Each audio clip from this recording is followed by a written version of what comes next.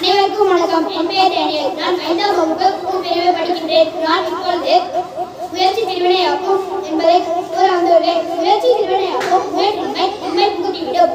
விடாமுயற்சி செல்வத்தை உண்டாக்கவும் வளர்க்கவும் செய்யும். அம்முயற்சி ஒருவனை ஒருமைக்கு செலுத்திவிடும் என்பது கவர்னர் உரை. இந்தியாவின் ராமநாதபுரத்தில் வீடுகளுக்கு பேப்பர் போட்ட சிறுவன் பின்னாளில் இந்தியாவை விண்வெளியில் தலை நிமிர வைத்தார். டாக்டர் அப்துல் கலாமாக மாறினார்.